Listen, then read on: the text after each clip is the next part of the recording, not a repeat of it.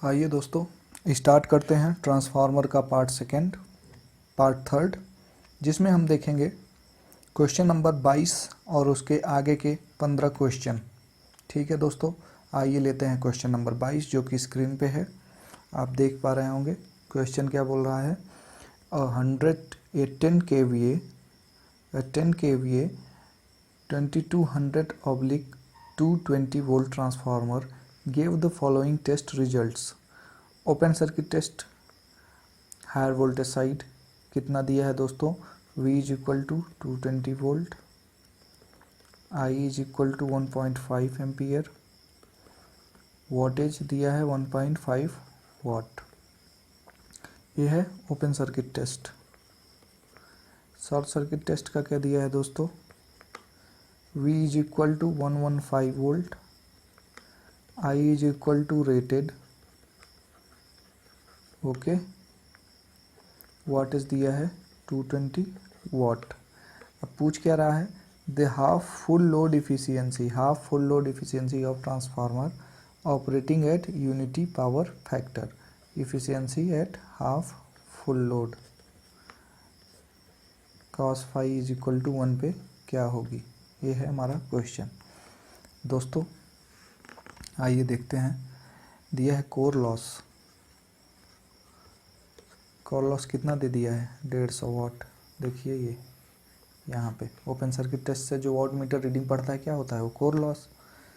उसके बाद copper loss, CU loss eight half full load कितना हो जाएगा?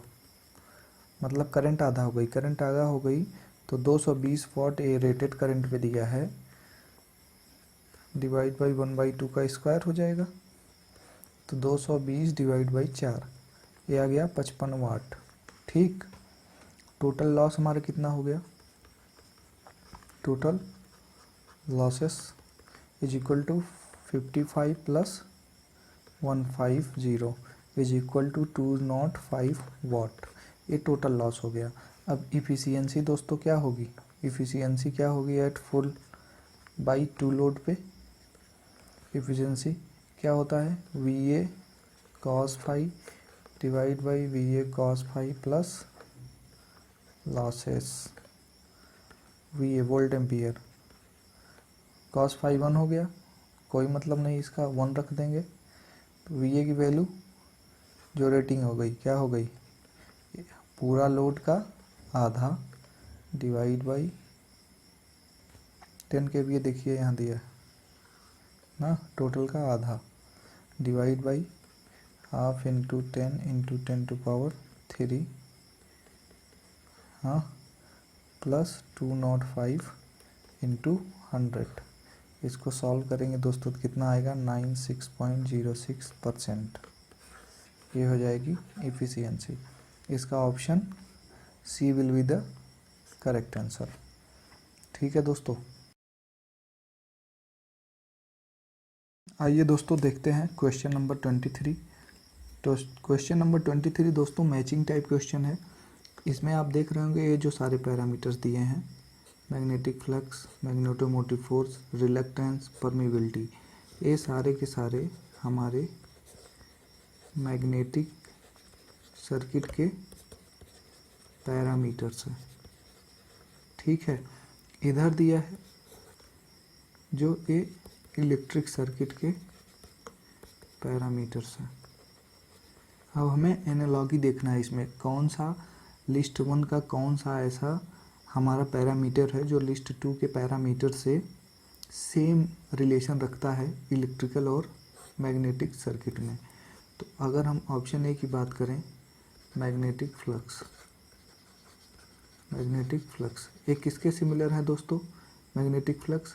मैग्नेटिक फ्लक्स सिमिलर है किसके? इलेक्ट्रिक करंट के, ठीक, आई के। क्योंकि आप देखेंगे इलेक्ट्रिक सर्किट में ऐसे फ्लक्स फ्लो होता है और मैग्नेटिक सर्किट में फ्लक्स ऐसे फ्लो होता है और इलेक्ट्रिक सर्किट में करंट भी फ्लो होती है क्लोज लूप में। ठीक, क्लोज लूप में। पहला हो गया मैग्नेटिक फ्लक्स आई से रिलेटेड है, ऐसे ऑप्शन बी देखेंगे, मैग्नेटोमोटिव फोर्स एमएमएफ। एमएमएफ किससे हो जाएगा दोस्तों? एमएमएफ हो जाएगा इलेक्ट्रोमोटिव फोर्स से। इधर की बैटरी ना, उधर का magnetic force, motive force generate करने वाला जो भी हमारा डिवाइस होगा। ठीक। सी क्या हो जाएगा? रिलक्टेंस। रिलक्टेंस दोस्तों equal to resistance in electrical circuit. ठीक। ये धारा के मार्ग में रुकावट पैदा करता है और ये फ्लक्स के मार्ग में रुकावट पैदा करता है। ऑप्शन डी क्या है? परमेबिलिटी मतलब म्यू। ये किसके इक्वलेंट है? कंडक्टिविटी इन इलेक्ट्रिकल सर्किट। परमेबिलिटी जितना ज़्यादा होगी उतना ज़्यादा फ्लक्स बनेगा, कंडक्टिविटी जितना ज़्यादा होगी उतना ज़्यादा करंट फ्लो करेगी। ठीक दोस्तों, तो इस हिसाब से हम पाते हैं कि हमारा code C is the correct answer. ठीक। अगला प्रश्न देखते हैं, क्वेश्चन नंबर 24। क्वेश्चन नंबर 24 में दोस्तों दिया है ए 200 volt oblique 100 volt 50 hertz transformer is to be excited at 40 hertz from 100 volt side. For the exciting current to be the same, the applied voltage should be. Okay, बोल रहा है अगर हमारा excited current same हो तो applied voltage क्या होगा जब हम फ्रिक्वेंसी चेंज कर रहे हैं। ठीक है, तो अब हमें क्या रखना है यहाँ पे? Exciting current same exciting current है। इसका मतलब क्या हुआ दोस्तों? Exciting current is constant, means Bm should be constant. Bm means flux density, maximum flux density, so phi m should be constant. ये कब होगा? Bm हमारा प्रोपोर्शनल होता है, Bm is proportional to V by F। ये कितना हो जाएगा? कांस्टेंट। तो अब हम इससे रिलेशन निकालेंगे, V1 by F1 is equal to V2 by F2। V1 की वैल्यू 100 वोल्ट के लिए कितना दिया था? 50 हर्ट्स। V2 की वैल्यू पूछ रहा है कितने के लिए? 40 हर्ट्स के लिए। V2 कितना आ गया दोस्तों? 80 वोल्ट। सेम एक्साइटिंग करंट के लिए हमारा जो वोल्टेज होगा वो कितना हो जाएगा? 80 वोल्ट। ठीक है दोस्तों। प्रश्न नंबर 25, स्टेटमेंट दिया है दोस्तों, दो स्टेटमेंट हैं। अब इसमें क्या इंटरलिंक है, क्या दोनों एक दूसरे का सही एक्सप्लेनेशन है, क्या दोनों सही हैं या कोई एक सही है एक गलत है, पढ़ने से पता चलेगा दोस्तों। आइए पढ़ते हैं। स्टेटमेंट 1 बोल रहा है star delta connection is the commonly use for high voltage to low voltage transformation. बिल्कुल सही है, high voltage to low voltage transformation. Second बोल रहा है it is desirable to ground the neutral of high voltage side. बिल्कुल सही है दोस्तों। ठीक है, दोनों सही हैं, लेकिन इन दोनों के बीच में एक का करेक्ट एक्सप्लेनेशन दो नहीं है। तो इसका अगर आप देखे होंगे सर्सन रीजन टाइप या स्टेटमेंट 1 स्टेटमेंट 2 टाइप के क्वेश्चन, तो इसमें जो ऑप्शन होते हैं ए बी सी डी, ये तब सही होगा जब स्टेटमेंट 1 भी सही है, 2 भी सही है और ये दोनों एक दूसरे की व्याख्या भी करते हैं। 2 तब सही होगा जब 1 भी सही हो, 2 भी सही हो लेकिन एक दूसरे की व्याख्या न करते हों। तो इसमें सही तो दोनों हैं लेकिन एक दूसरे में इंटरलिंकिंग कोई नहीं है। तो इसका option B is the correct answer. ये IAS 2012 का क्वेश्चन है। अगला प्रश्न लेते हैं 26 में दोस्तों बोल रहा है, 26 में क्या बोल रहा है दोस्तों? 26 में बोल रहा है when a transformer is first energise the transient current during the few cycle is. बोल रहा है जब ट्रांसफार्मर को शुरू में ही हम एनर्जाइज करते हैं, ऐसे ट्रांसफार्मर है हमारा, तो जो फर्स्ट फ्यू साइकिल के लिए जो करंट होगी वो लोड करंट से बहुत कम होगी, लोड करंट के फुल लोड करंट के बराबर होगी या equal to no load current होगी या much higher than full load current होगी। अब दोस्तों हम जानते हैं शुरू में जब हम एक्साइटेड करते हैं वाइंडिंग, उस समय वो जो पीरियड होता है उसे क्या बोलते हैं? Transient period, transient period. Okay, transient period क्या होता है, फ्यू साइकिल्स के लिए होता है दोस्तों स्टार्टिंग में। इस समय जो करंट होती है ट्रांजिएंट करंट उसे बोलते हैं, या एक्साइटेशन करंट। ट्रांजिएंट करंट दोस्तों जो होती है ये मच हायर देन होती है फुल लोड करंट के। ठीक है दोस्तों, तो इसका option D will be the correct answer. अगला प्रश्न लेते हैं दोस्तों, प्रश्न नंबर 27। For power transformers of larger rating the tappings are located in the middle portion of the winding to. बोल रहा है पावर ट्रांसफार्मर जो होते हैं हायर रेटिंग के, उसमें जो टैपिंग होती है, टैपिंग क्या होता है दोस्तों, ऐसे हमारा जो ट्रांसफार्मर की वाइंडिंग होती है इस पे डिफरेंट टर्न रेशियो पे हम टैप कर देते हैं। टैप मीन्स एक यहाँ से हम वायर निकाल लेंगे, जिससे क्या होगा, सपोज ये टोटल मान लीजिए 500 वोल्ट है, हमें चाहिए 100 वोल्ट, तो हम इतना टर्न रेशियो सेलेक्ट करेंगे कि हमें यहाँ से यहाँ तक 100 वोल्ट मिले। 300 चाहिए, इतना एक हम टर्न सेलेक्ट करेंगे कि 300 वोल्टेज मिले। 400 चाहिए, उसके अकॉर्डिंग टर्न रेशियो सेलेक्ट करके हम अलग अलग वोल्टेज विदड्रॉ कर सकते हैं। ठीक है दोस्तों, ये टैपिंग होती है।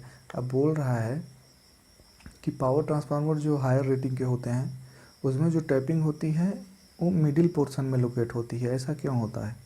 ऐसा दोस्तों इसलिए होता है कि मैकेनिकल फोर्स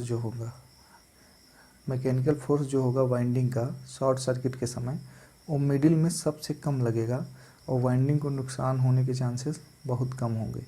इसलिए उस समय हम क्या करते हैं कि मिडिल में करते हैं टैपिंग, जो पावर ट्रांसफार्मर हायर रेटिंग के होते हैं। तो इसका option D will be the correct answer. ठीक है दोस्तों, अगला प्रश्न लेते हैं, प्रश्न नंबर 28। प्रश्न नंबर 28 क्या है दोस्तों, tappings are normally provided on the high voltage winding of a transformer only because. इसमें पूछ रहा है जो टैपिंग होती है वो हमेशा हाई वोल्टेज साइड ही प्रोवाइड की जाती हैं, ऐसा क्यों? ऐसा दोस्तों इसलिए है, इसके 3-4 एडवांटेज हैं। ठीक है, हाई वोल्टेज साइड के पहला क्या है, पहला ये है due to large number of turns on HV side, ठीक, स्मूथ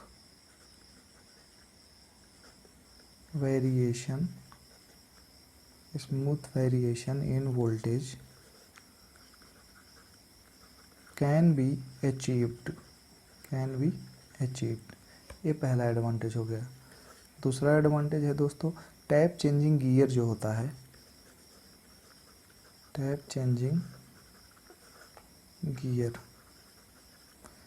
चेंजिंग गियर जो होता है वो हैंडल करेगा कितना, लो करंट।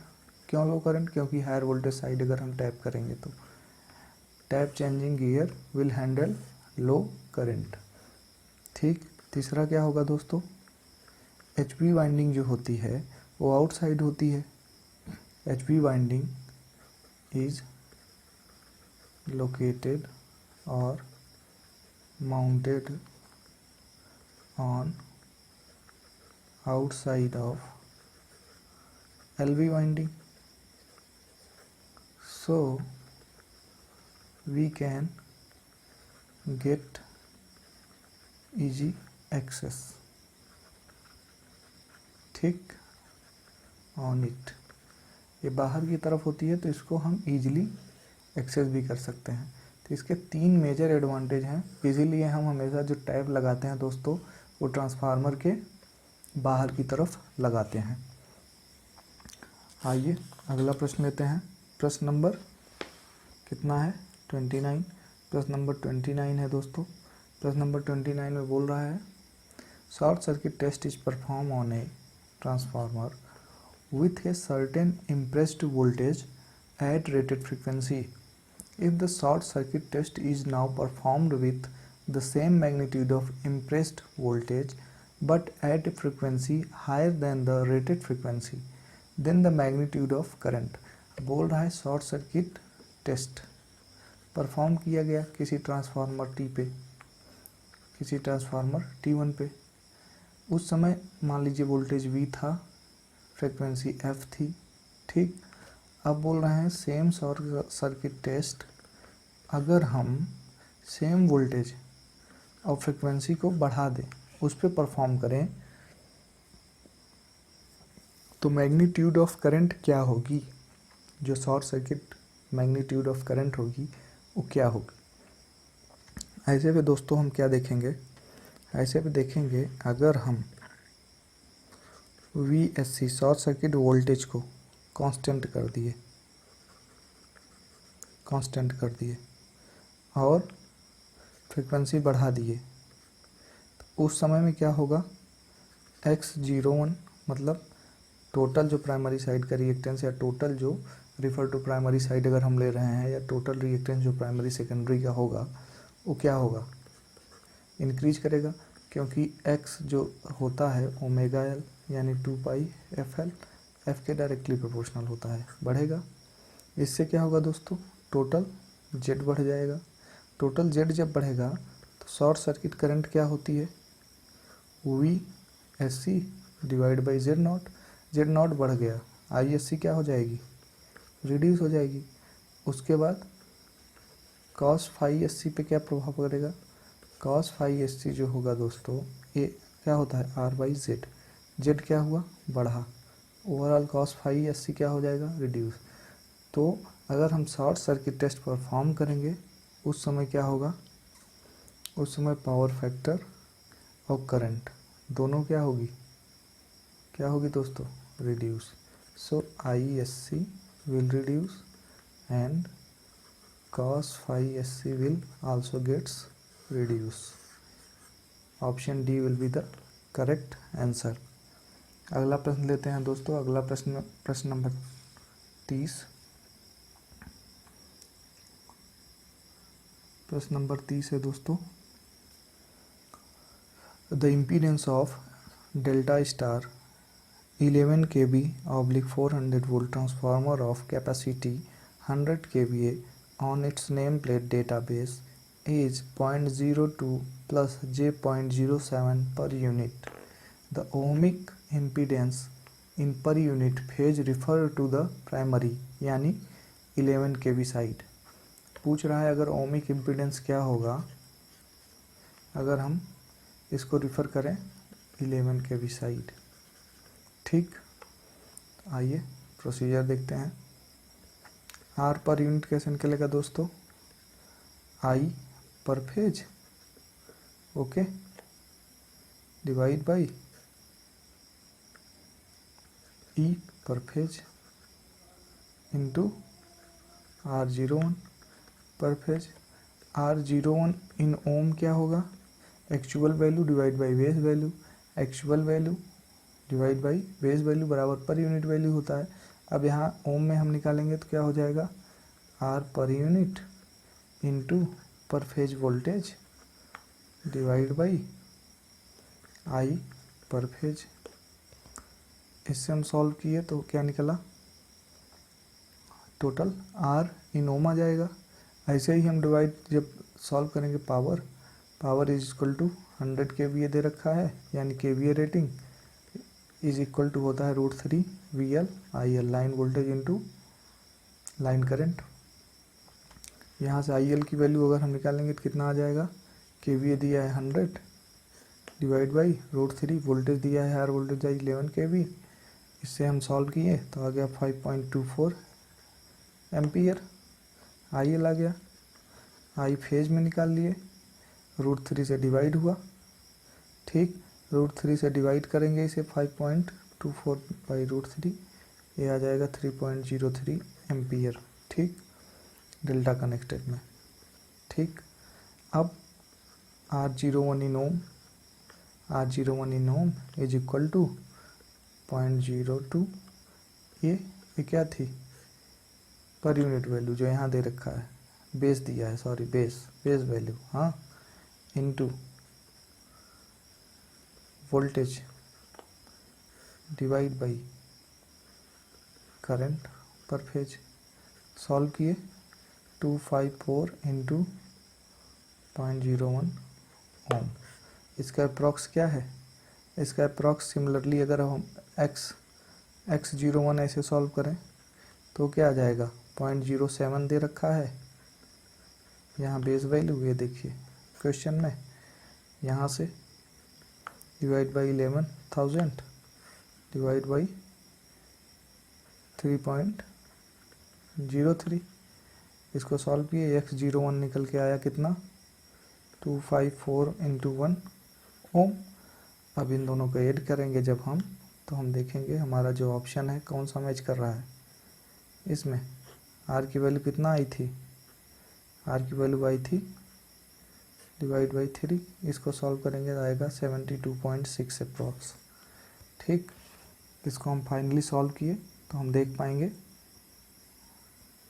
72.6 प्लस j 254.1 ohm. So D will be the correct answer. अगला प्रश्न नंबर 31। प्रश्न नंबर 31 देखते हैं दोस्तों। IES 2013 का क्वेश्चन है। ए 2000 kVA single phase transformer is in circuit continuously for 8 our is a day. The load is 160 kV at 0.8 power factor for 6 hours. The load is 80 kilowatt at unity power factor, and for the period remaining out 24 hours it runs on no load. If the full load copper losses are 3.02 kilowatt, the total copper losses in 24 hours are। पूछ रहा है total 24 hours के लिए copper loss क्या होगा। देखते हैं दोस्तों, 1 बाई 1 करके प्रोसीजर फॉलो करेंगे। अब इसमें देखिए पावर जो होगी, पावर इन केवीए 8 घंटे के लिए वो कितनी होगी? ये देखिए कितना दिया है टोटल किलोवाट। ओह, कितना दिया है? 1600 डिवाइड बाई 0.8। सॉल्व करेंगे कितना आएगा? 200 kVA। ठीक, दूसरा power in kVA for 6 hours कितना आएगा? 80। ये वाला 8 आवर्स के लिए कितना आएगा? Divide by 0.8। नहीं, इसके लिए दिया है यूनिटी पावर फैक्टर, तो ये हो जाएगा 80 kVA। अब हम फाइनल देखेंगे जब total copper loss for 24 hours कितना हो जाएगा? CU लॉस 8 आवर्स के लिए प्लस CU लॉस 6 आवर्स के लिए। ये आ गया निकल के फुल लोड का परसेंटेज का square into full load CU loss. ठीक, अब फुल लोड कितना था? 2000 डिवाइड बाई 200 डिवाइड बाई 2000 का whole square into 3.02 10 to power 3, ये जो दे रखा था। ठीक, इसको सॉल्व किए तो कितना आ गया? 4.832 वोल्ट। ठीक, यहाँ से इधर आ जाइए, यहाँ पे यहाँ हम देखेंगे कितना आ रहा है। इसलिए टोटल CU लॉस जो होगा हो जाएगा 30.2 प्लस 4.8। सॉल्व किए 55.032 वाट। ठीक, this is the final value. So option A will be the correct answer. Actually ये क्या है दोस्तों, ये मिसप्रिंट है, 30.2 है ये। ओके, यहाँ भी 30.2। प्रश्न नंबर 32, प्रश्न नंबर 32 देखते हैं दोस्तों। प्रश्न नंबर 32 में क्या बोल रहा है, 50 kVA transformer has a core loss of 500। Core loss कितना बोल रहा है, 500 watt, and CU full load copper loss 900 watt. अब the load at which efficiency is maximum. तो हम जानते हैं दोस्तों इसका क्या फॉर्मूला होता है, KVA for maximum efficiency is equal to KVA full load into under root P core divide by PCU। Finally करेंगे तो आएगा 50 अंडर रूट 500 डिवाइड बाई 900। फिर सॉल्व करेंगे मित्रों तो आएगा 37.75 kVA। Okay, so option B will be the correct answer. अगला प्रश्न, प्रश्न नंबर 33, for a 2 winding power transformer with the effect of the no load current being neglected, the voltage regulation can be zero at load when the load power factor is। इसमें बोल रहा है 2 winding power transformer है, अगर no load current को neglect कर दें तो वोल्टेज रेगुलेशन जीरो होगा जब लोड का पावर फैक्टर होगा। दोस्तों ऐसा क्वेश्चन हम ट्रांसफार्मर के सेट 1 में करवा चुके हैं ऑलरेडी। ये power factor versus voltage regulation का कर्व है। ठीक, ये होता था लैगिंग पावर फैक्टर, ये है लीडिंग पावर फैक्टर, ये है यूनिटी पावर फैक्टर ओरिजिन पे। अब आप बोल रहे हैं, इसमें बोल रहा है कि जीरो वोल्टेज रेगुलेशन जीरो चाहिए, तो लोड की जो नेचर होगा, प्रकृति होगी, वो कैसी होगी, ऑफ कोर्स लीडिंग होगी दोस्तों। ये देखिए ओरिजिन है, यहाँ पे आ रहा है जीरो। ठीक, नेक्स्ट प्रश्न लेते हैं दोस्तों। प्रश्न नंबर 34, the ratio of primary oblique secondary voltage is 2:1। The saving in terms of weight of copper required if an auto transformer is used instead of 2 winding transformer. बोल रहा है अगर primary to secondary voltage ratio 2:1 है।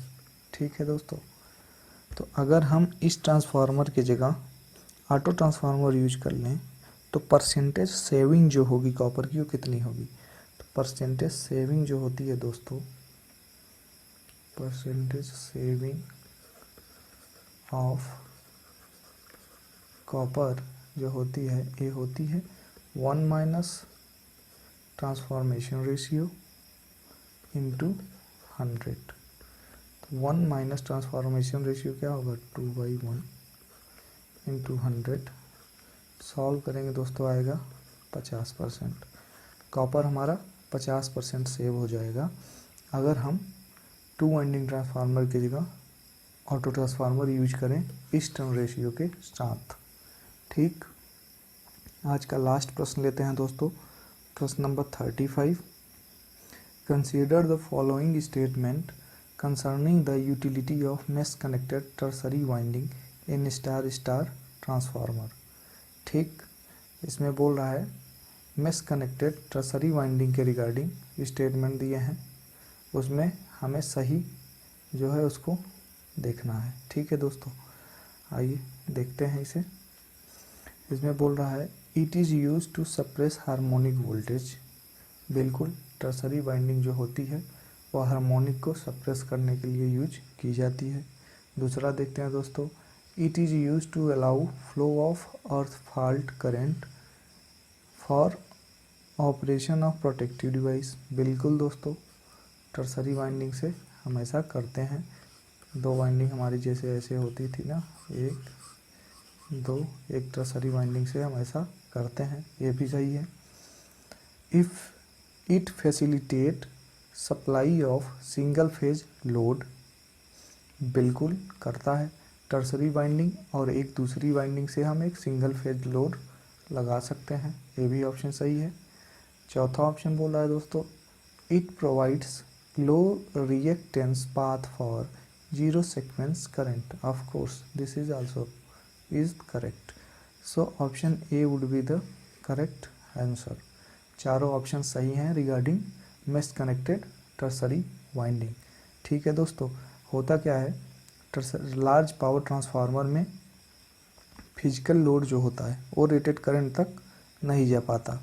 इसके लिए हम क्या करते हैं, रेटेड करंट वाइंडिंग में अलाउ करने के लिए हम शॉर्ट सर्किट टेस्ट कंडक्ट कराने के लिए टर्सरी वाइंडिंग यूज करते हैं। तो उस समय हम देख सकते हैं पूरा अर्थ फॉल्ट करंट भी। ठीक है दोस्तों, इसके बारे में डीप जानकारी यहाँ मैं नहीं दे पाऊँगा क्योंकि प्रैक्टिस करा रहा हूँ। Otherwise this is the very interesting topic. अगले लेक्चर में मिलते हैं दोस्तों, तब तक के लिए जय हिंद।